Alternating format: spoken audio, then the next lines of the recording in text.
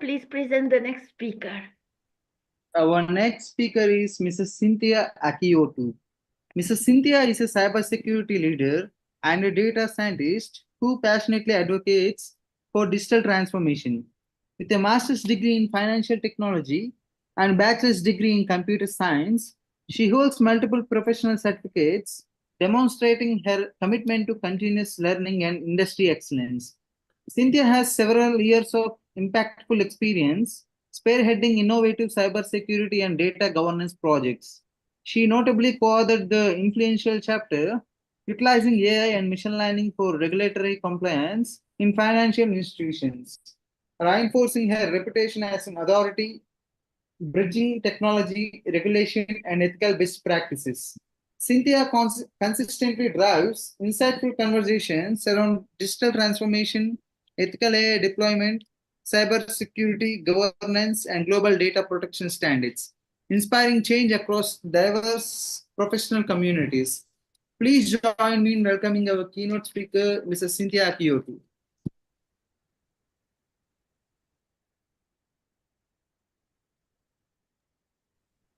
Mrs. Cynthia, are you there? Yes, I am. Could you please speak a little bit louder? Okay. Can you hear me now? Yeah, it's okay. Perfect now. Okay, thank you. So thank you for the introduction.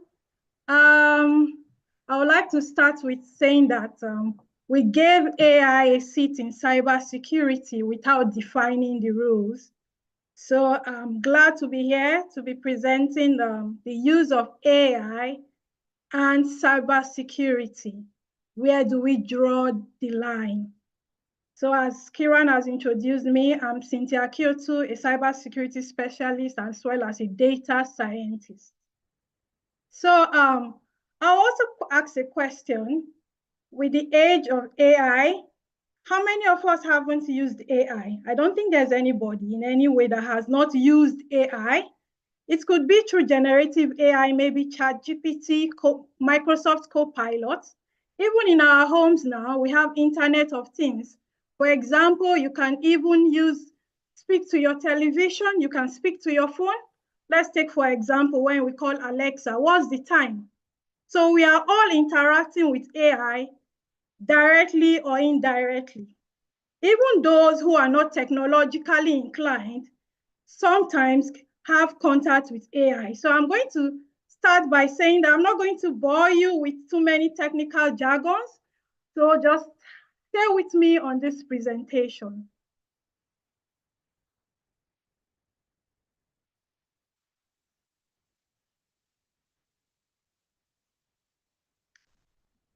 I'll also say, I read a report recently where it states that by 2030, AI investment in cybersecurity is going to increase by about $135 billion. That shows the importance of AI in our daily lives. AI is being used now in the health sector, in the financial sector, even right at our home and education spaces now, AI is used. That shows the importance of artificial intelligence in our sector and our environments today. Starting, I can now ask a question. Can AI really be our cybersecurity superpower? How are we using AI in cybersecurity? I know it's like a dual-edged or a complex issue where AI is being used as a shield and at the same time as a sword in cybersecurity. But I would also like to talk about the relevance of AI in cybersecurity. AI is used now in prevention, detection, response, and even in analysis. We already know the benefits. I'm sure lots of us know it has resulted in cost savings for some companies and organizations. Scalability, where you can easily automate cybersecurity process faster, unlike when it was just the traditional way of working with cybersecurity analysts. And lots more. In prevention, it's being used in smart authentication and password protection. Now we have the CAPTCHA. For example, now when you want to input your password, you kind of see something like a CAPTCHA saying, do this, type this number or type this alphabet to confirm that you are not a robot. Let's even forget about that because now technologies in the technology space, we are advocating for a passwordless system. Now we use even biometrics, like your fingerprinting, your face. I'll give an example. We have, for example, I love Microsoft technology. So when I give my examples, most times I'm going to be using more of Microsoft. We have the FIDO2 security. We have the Microsoft Authenticator app. I'm sure some of us, or most of us, are conversant with the Microsoft Authenticator app. So that is how AI is being used. It's used also in vulnerability management, where you use it to identify loopholes or exploitation within your system. Identify even zero-day malwares that could not be addressed using traditional cybersecurity detection systems. It's being used for phishing and email threat detection. I'll give you an example. We have email spoofing in the Microsoft 365 technology. We have the zero-hour auto-purge system. What does this do?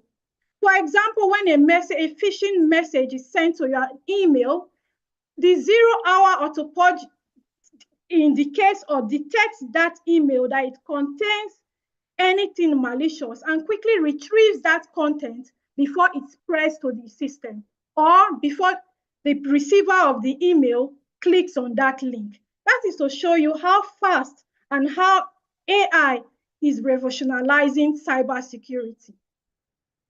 AI is turning novices into experts. Everybody is an expert. Let's talk about it.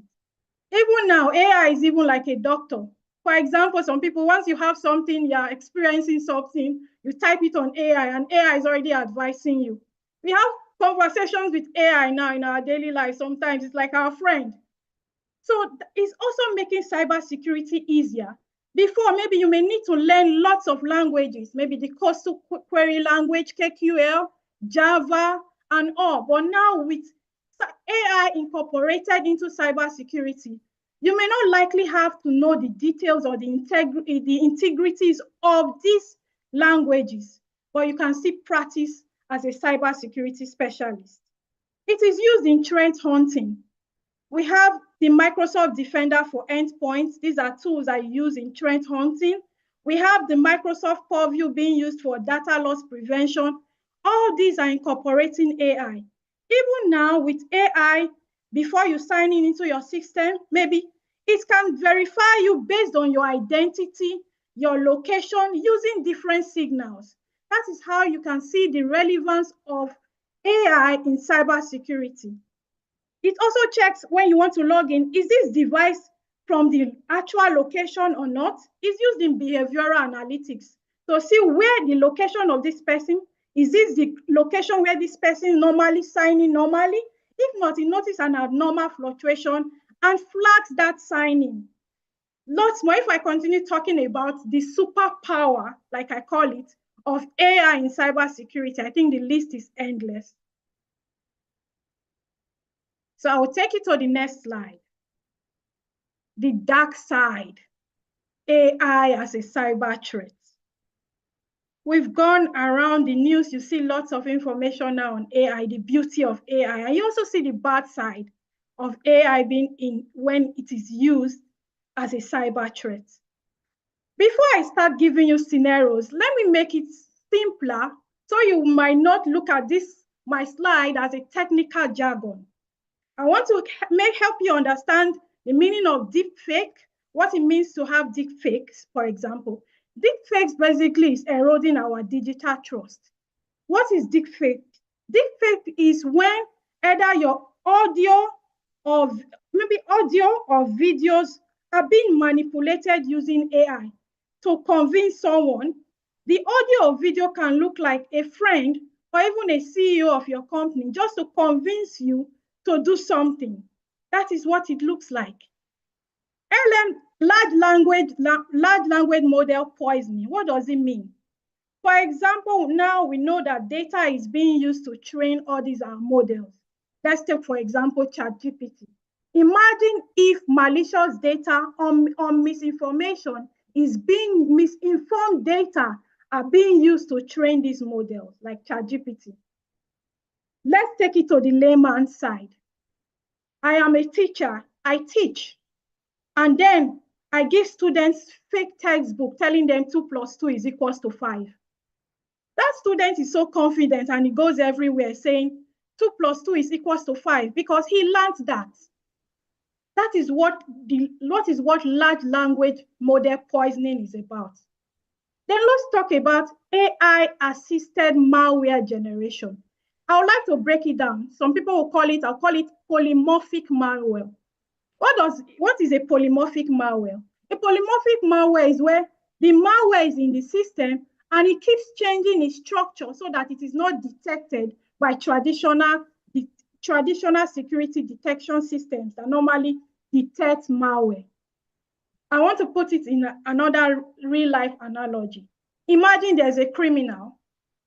The criminal goes about carrying out criminal activities.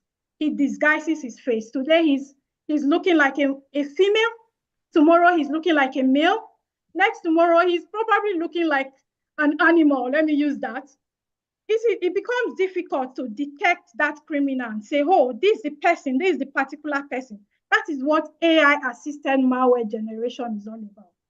We also have automated exploitation and attack scaling.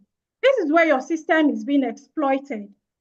For example, we notice there's a loophole. A hacker notices that there's a loophole in your software and goes in without being noticed and carry out massive exploitation on your system. This time, since it's automated, it is fast even before you detect it. Let's bring it down to a real life scenario. For example, we have a bricklayer. The bricklayer works in the neighborhood. He is known from going door to door to door to check houses if there are issues. Imagine now the bricklayer now has a drone. The bricklayer sends the drones to different houses to spy on those houses and check if there's a broken window or if doors are opened.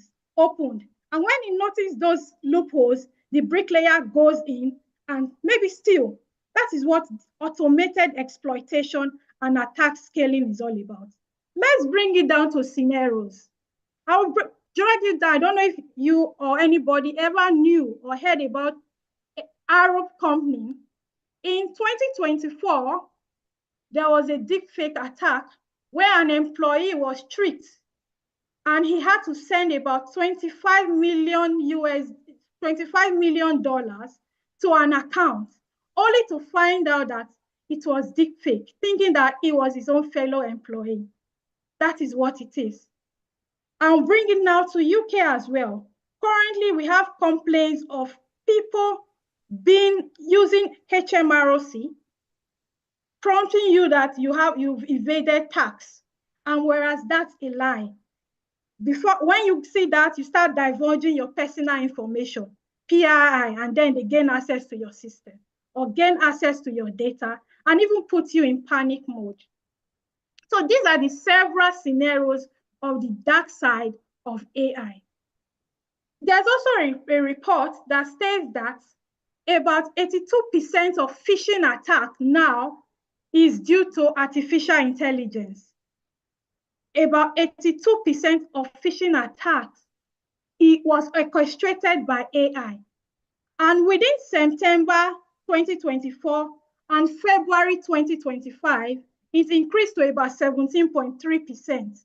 That shows you that AI has made phishing simpler. Even those days, it used to be very simple to detect phishing emails. When I say what is a phishing email, for example, when you are sent an email that looked like something that came from your organization, and you notice and you see some, and it tells you to divulge some information, that is what phishing is all about. Now, with generative AI, I can just go in, please generate a phishing email for me. And it looks when you read it, it looks very convincing.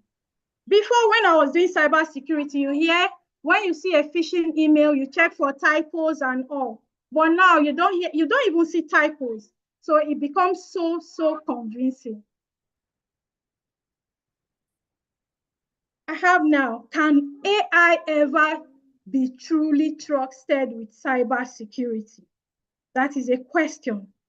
There's a pendulum between now discussion around the security and the ethics aspect of it. We have adversarial AI, where AI is being used in the negative aspects. I've given you lots of examples. AI being used in phishing, AI used in phishing, AI used for deep fakes, like faking somebody's appearance to convincing you, and you believe. AI, so there are different, that is in adversarial AI. Let's talk about the bias of it. We are still dealing with bias. We've heard of different models being like biased. Maybe when you want to give loans to some particular people, some people are not giving those loans, maybe because of their race, and this is due to the way these models were trained. So that is another one. There's also the issue of compliance and regulation. Yes, we hear lots of compliance regulation policies, the EU AI Act. We have AI governance policy. I was also reading somewhere, I think yesterday, I saw that US has also said that deep search would be used within their system for government work and all. So different regional AI policies segmented here and there, compliance issues, the issue of who is responsible for the AI. Is it the user? Is it the software developer? Is it the government? So whose responsibility is it? So that is where we are now in AI use being trusted in cybersecurity. I also talk about the issue of skill shortage. There has been lots of buzz and noise that there's skills shortage in AI. And at the same time, we also hear of layoff from companies, where some companies are now relying on AI to do jobs. So they are relying on bots. So the question now is, are we removing humans from the loop? Are we removing human intervention and relying totally on these bots? It's a good thing. With UAE, I think the United Arab Emirates being the most recent, has introduced early learning of AI, the use of AI in early learning, in early education for children to be aware about AI. China, Singapore, Finland are all doing the same. Even within our universities as well, some universities have accepted AI, and now instead you see a note, please use AI responsibly.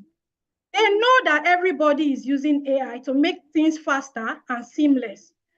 But the real question now is, we've advocated for AI. AI is being used in classrooms. Yes, teaching children AI, they are even assessed using artificial intelligence.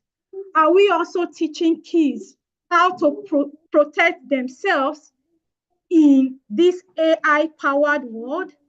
Are we teaching them the vulnerabilities, the risks behind it? So these are questions we need to ask as well. This takes me to this question: how can we protect ourselves? AI is helping us in various ways. And now the question is, how can we protect ourselves from this? Sorry, please. Please, can you keep quiet? Thank you. So we are on how can we protect ourselves using AI? With the skills shortage, we've learned about skills shortage and all. We all should be advocates on the ethical use of AI. If you have knowledge of AI, let people know, be advocates. I was saying earlier in this presentation, I said there are some people who would say they've never been affected by AI, or I don't have an internet-enabled phone, I don't have this, so there's no way it can come to me. I want to give an example. I read a report that the most people affected now with deep fakes are elderly people. I can put a call, an automated call to you, sounding like, oh, I'm your daughter, I'm in a panic mode, I need this money, please, can you send it to me? And you send it right away to the account. I'm calling you, your phone, as far as your phone has a SIM card, I can reach you. So this is where we need to advocate for education of our elderly people, education of children. Then the next thing is for government policies. Yes, we have lots of government policies, but we need to have a unified governing policy that would govern the use of AI as well as its use in cybersecurity. I also want to talk about within our organizations, what kind of systems are we putting in place? As an organization, if you say you are staying laid back, you don't want to implement AI, artificial intelligence is going to catch up with you. So the next thing is to train your workforce about the use of artificial intelligence as well as the implications of artificial intelligence. Also have the appropriate tools and technologies to combat any form of vulnerability and to help in proactively checking for any form of cybersecurity miscramp, hackers, invest on threat intelligence as well.